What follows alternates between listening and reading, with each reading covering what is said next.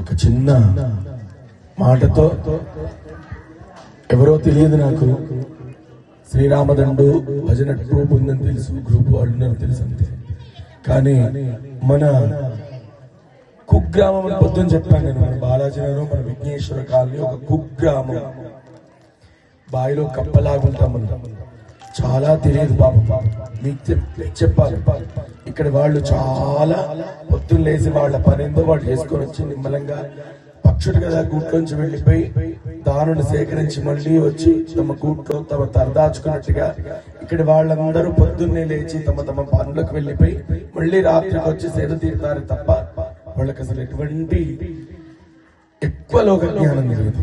వాళ్ళ కుటుంబం మట్టుకు వాళ్ళకి తెలుసు, సంపాదించుకోవడం, దాపెట్టుకోవడం, కుటుంబం నడుపుకోవడం మట్టుకు తెలుసు. ఇలాంటి కుగ్రామమైనటువంటి మన జవహర్ నగర్ లో ఉన్నటువంటి ఇంకెన్ని కాలనీలు ఉన్నాయో తెలియదు, కానీ మన విఘ్నేశ్వర కాలనీకి అమ్మ దయతో ఇన్ని సంవత్సరాలుగా మనం చేస్తున్నటువంటి శివరాత్రిలో ఈ శివరాత్రిని దాదాపు మనం 13వ శివరాత్రి అనుకుంటా, మర్చిపోలేని శివరాత్రిగా జరిగింది.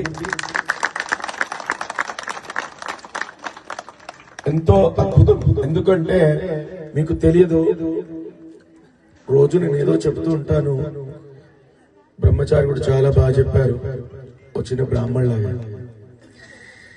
కలౌ స్మరణాన్ముక్తి అన్నారు. వీళ్ళు చేస్తుంది అదే. కలియుగంలో జపాలు, తపాలు, హోమాలు, యజ్ఞాలు, యాగాలు ఏమో చేస్తే మోక్షం వస్తుంది అనుకోవడం లేదు, అది మిగతా యుగాల్లో ఉంది. కానీ కలియుగంలో పరమాత్మ నామ స్మరణ